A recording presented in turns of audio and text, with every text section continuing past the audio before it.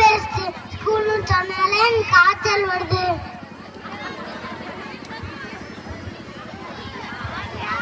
கை தேய்க்கணும், குளிக்கணும். ஐயோ டைம் ஆச்சு. வேன் வந்து சின்ன அம்மா கத்துவாங்க. லீவு நாளைக்கு 10 மணி வரைட்டுங்களா? யார் கேள்வி கேட்க மாட்டாங்க. எனக்கு வீட்டுல பிடிச்ச கார்ட்டூன்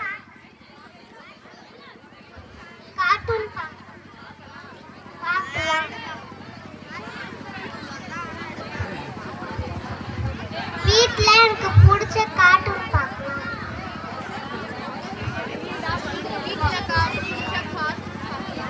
கஷ்டப்பட்டு படிக்கணும், காய்களுக்கு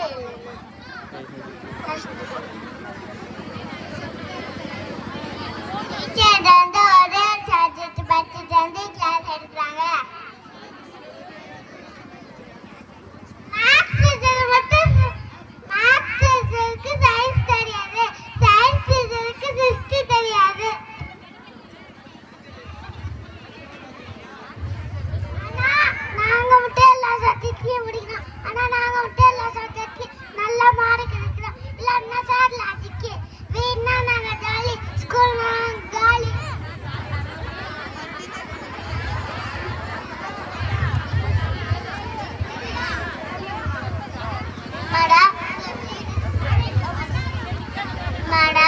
வீடுதான் செஞ்ச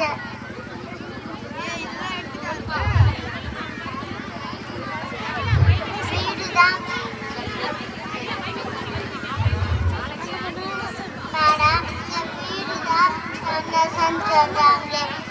வீட்டுல உட்கார்ந்தா வாழ்க்கையில சாதிக்கவே முடியாது.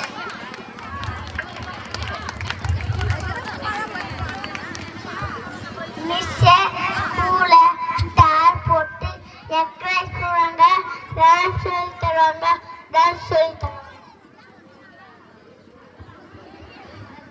வீட்டுல தனியா இருக்கும்.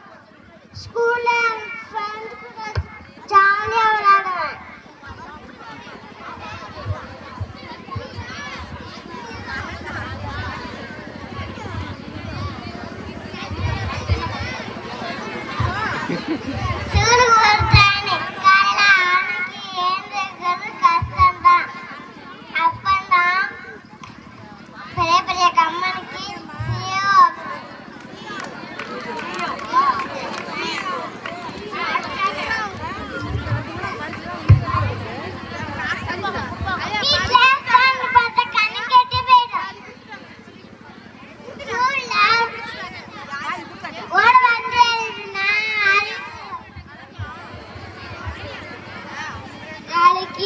ஜெயிச்சு பெரிய ஆள் ஆகுறது நினைச்சு பார்த்தாலே சந்தோஷமா ஸ்கூலுக்கு போய் படிக்கணும்.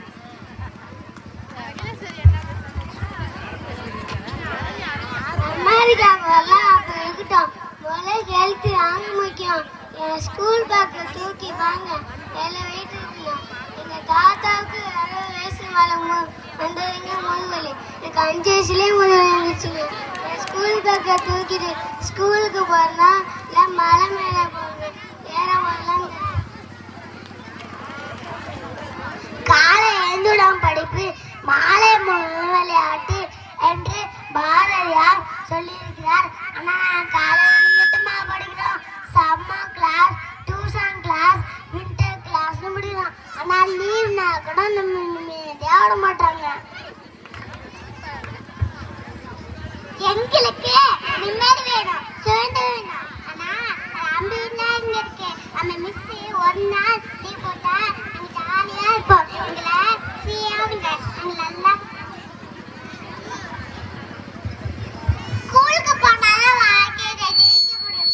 வீட்டுல இருந்தா சோம்பேறித்தனமா இங்கே தான் இருக்க முடியும்.